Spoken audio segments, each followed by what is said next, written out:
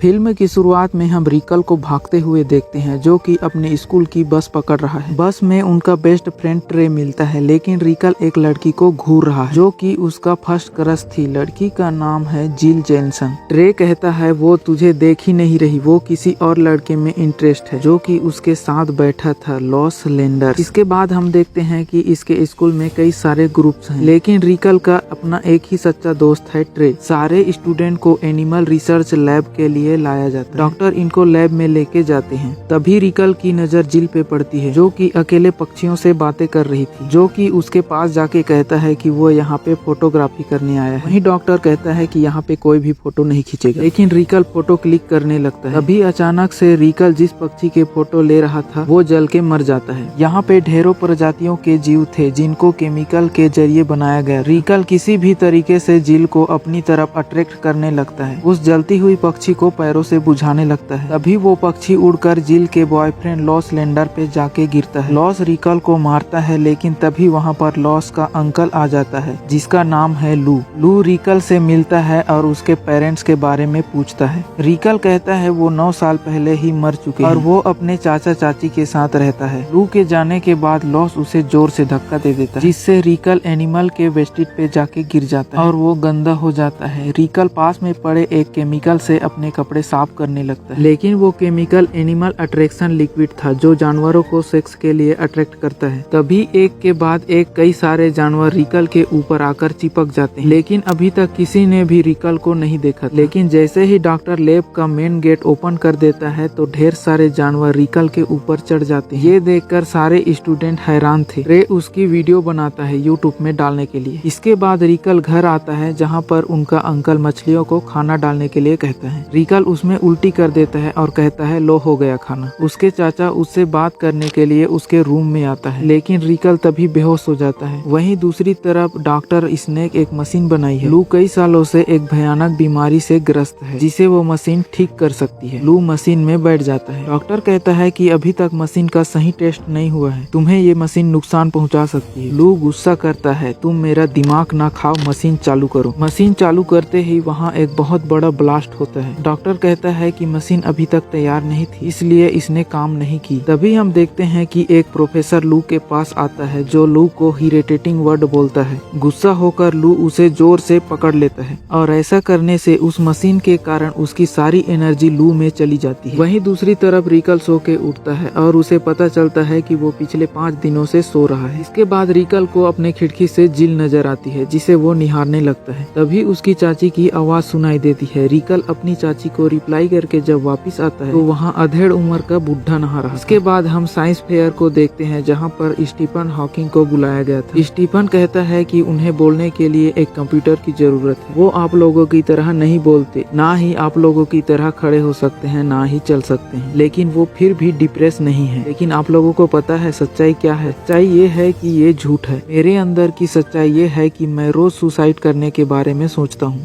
इसके बाद रिकल यहाँ पे जिल को देखता है और इसी चक्कर में वो उसके बॉयफ्रेंड लॉस से टकरा जाता है, जहाँ हम देखते हैं कि रिकल के हाथ वॉश बेसन से चिपक जाता है। वो अपने हाथों को उससे छोड़ने की कोशिश करता है तो गलती से वॉश बेसन लॉस को लग जाता है। लॉस उसे हिट करता है और रिकल खुद को बचाने के लिए एक अंकल पे गिर जाता है और उसके हाथों से उसकी पैंट शर्ट फट जाती है। लॉस को अपनी तरफ आते देखकर रिकल एक लड़की के ऊपर गिर जाता है और उसके हाथ उस लेडी के ब्रेस्ट से चिपक जाता है और किसी तरह वो अपने आप को बचा के भाग जाता है। अब रिकल को अपनी पावर का पता लग चुका है और वो दीवार पे चढ़ता है, लेकिन तभी वो देखता है कि एक बुढ़िया अपने कुत्ते के साथ सड़क क्रॉस कर रही है और उसका एक्सीडेंट होने वाला है। लेकिन रिकल उसे धक्का देकर ट्रक के आगे आ जाता है। ट्रक पूरी तरह से टूट जाता है। रिकल को खरोच तक नहीं आती, लेकिन बुढ़िया अपने जान से हाथ धो बैठी थी। लेकिन जब उस बुढ़िया को रिकल देखता है तो उसे बहुत अफसोस होता है। रिकल उसके चाचा से कहता है उसमें सुपर पावर है, चाहे तो आजमा के देख लो। उसके चाचा उस पे चाकू से वार करता है और चाकू मुड़ जाता है। इसके बाद हम देखते हैं कि उसके मम्मी डैडी को कुछ गुंडे पकड़ लिया था। रिकल उन्हें बचा रहा था उससे गन छीनकर, लेकिन उसके लापरवाही से गन उसकी मम्मी डैडी पे चल जाती है। मरते वक्त रिकल के फादर उसे एक रिंग देते हैं। अब कहानी प्रेजेंट में आती है। यहाँ पर रिकल उस रिंग को फेंक देता है, लेकिन वो रिंग वापस आकर उसी को लगता है। जिल रिकल से मिलती है और उसे कहती है कि मुझे नहीं लगता लॉस मेरे लिए अच्छा है, जबकि मैं उसे डेट कर रही हूँ। तभी लॉस एक बड़ी सी कार में उसे लेने आता है, है, जिसे देखकर रिकल कहता है नाइस कार। जिल कहती है कभी तुम भी मुझे ऐसी कार में लेकर आना। रिकल अपनी साइकिल की तरफ देखता है जो एकदम से बिखर जाती है। अगले दिन रिकल अपने आंटी के साथ बैंक में कार लोन के लिए जाता है, लेकिन मैनेजर उसे लोन देने से मना कर देता है और तभी वहाँ पर कुछ बदमाश आते हैं और वहाँ पर लूटपाट करने लगते हैं। रिकल अपने चाची को बचाने के लिए उनका सर टेबल पे मारता है। हालांकि उसने बचाने के लिए किया था और इसी चक्कर में वो शुरू से ही फेल होते जा रहा है। जब भी वो अच्छा काम करने की सोचता है तो उसके साथ बुरा ही होता है। जब बदमाश बैंक लूट के जाने लगते हैं तो उनसे दरवाजा नहीं खुलता और इस पर रिकल उसकी मदद करता है। इसके बाद अपन लू को देखते हैं जिसे हार्ट अटैक आता है। जब उसकी मदद करने के लिए उसके पास एक लेडी जाती है तो उसका हाथ पकड़कर उसकी सारी एनर्जी खींच लेता है, जिससे वो लेडी मर जाती है और ऐसा जानबूझकर किया था, उसे कोई हार्ट अटैक नहीं आया था। उस लेडी के बॉडी को कबर्ड में डालकर पुश कर रहा था। तभी वहाँ पर उसका आदमी आता है। उसे लगता है कि वो सेक्स कर रहे हैं, इसलिए वो कम बैक बोल के चला जाता है। वहीं दूसरी तरफ रिकल देखता है कि उसके चाचा बाहर घायल पड़े हैं। वो उनको हॉस्पिटल लेके जाता है, लेकिन डॉक्टर उसके चाचा की मदद करने की बजाय खुद को इंजेक्शन देके के बेहोश हो जाता है। रिकल निराश होकर बाहर आ जाता है क्योंकि उसे डर था कि उसके चाचा को कुछ हो न जाए, क्योंकि उसी की लापरवाही की वजह से उसके मम्मी डैडी की जान चली गई। यहाँ पे रिकल को व्हील चेयर पे एक शख्स मिलता है जो उसे एक स्कूल में लेके जाता है, जहाँ पे उसके जैसे सुपर पावर वाले सैकड़ों बच्चे थे।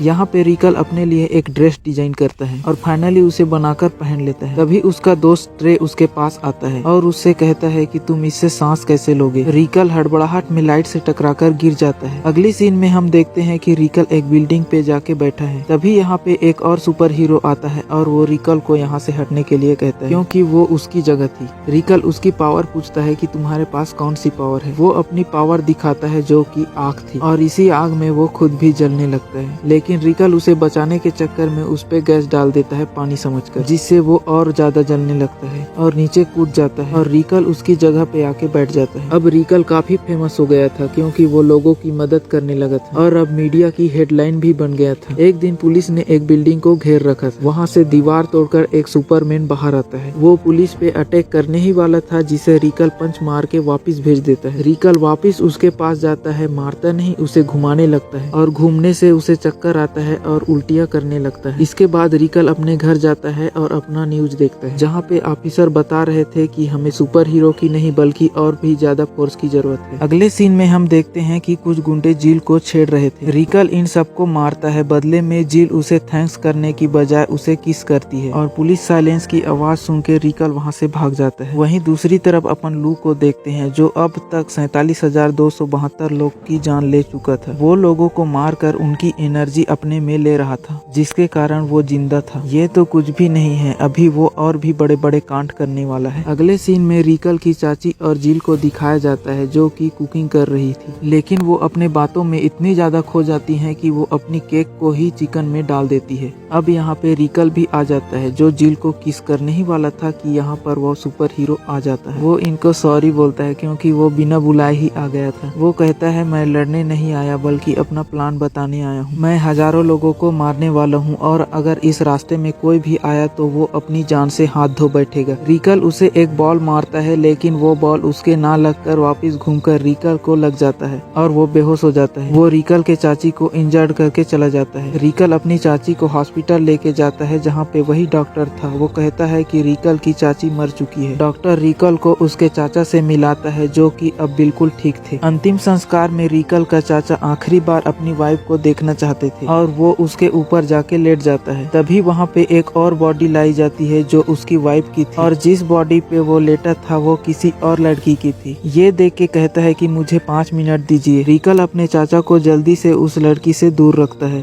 और इसके बाद एक्सीडेंटली रिकल की चाची की बॉडी जल जाती है। अब रिकल काफी उदास था। वो जिल को भी मना कर देता है कि उससे प्यार नहीं करता और ऐसा कह के वो वहाँ से चला जाता है। रिकल अब पूरा देवदास बन चुका था। उसका अंकल, उसका दोस्त ट्रे उसके पास आते हैं और उसकी दाढ़ी खींचकर उसे निकाल देते हैं जो कि नकली थी। ट्रे उनसे कहता है कि तुमने बोला था कि पावरमैन हजारों लोगों को मारने वाला है, लेकिन रिकल कहता है कि कहा था, लेकिन मैं कोई सुपर हीरो नहीं हूँ जो उनको बचाऊंगा। उसके अंकल उसे वो रिंग देती है, ये तुम्हें शक्ति देगी। ये टीवी पे देखते हैं कि एक बहुत बड़ा कार्यक्रम होने वाला है जहाँ पे हजारों लोग आएंगे और वहाँ पे पावर मैन भी पक्का आएगा, इसलिए अब ये वहाँ पे पहुँच जाते हैं जहाँ पे और भी बड़े बड़े लोग जैसे प्रिंस चार्ल्स, नेल्सन मंडेला आदि आए थे। यहाँ पे हम देखते हैं कि रिकल दलाई लामा को पावर मैन समझकर उसे स्टेज में ही मारने लगता है और प्रूव करने के लिए उसके कपड़े फाड़ देता है। हर तरफ भगदड़ मच जाती है जहाँ पे हमें पता चलता है कि लू पावर मैन है। वो रिकल की तरफ ब्लेड फेंक कर मारता है। रिकल को बचाने के लिए जिल आगे आ जाती है और वो ब्लेड उसके लग जाती है। रिकल उसके शरीर से ब्लेड निकालकर फेंक देता है, लेकिन वो ब्लेड वापस आकर गिर जाता है। एक बार फिर से वो निकालता है, लेकिन फिर से वो लग जाती है। लू अपने आप को बचाने के लिए उसकी तरफ ब्लेड फेंक के मारता है, लेकिन इस बार रिकल उसी के ब्लेड से उसी को मार देता है। तभी रिकल को जिल की आवाज आती है जो कि नीचे गिर रही थी। रिकल उड़ के उसे बचा लेता है। इसी दौरान जिल उसकी रिंग को देखकर उसे पहचान लेती है कि ये रिकल है और ये दोनों किस करते हैं। यहाँ पे स्टीफन रिकल का धन्यवाद करता है कि उसने उसके शहर को बचाया और इनके जाते ही स्टीफन हॉकिंग बिल्डिंग से कूदकर अपनी जान दे देता है और इसी के साथ ये मूवी समाप्त हो जाती है। तो दोस्तों, आपको मूवी एक्सप्लेन कैसी लगी कमेंट में जरूर बताएं और साथ ही हमारे साथ बने रहने के लिए इस चैनल को सब्सक्राइब करें। बाकी मिलते हैं किसी नए दिन नए मूवी के साथ।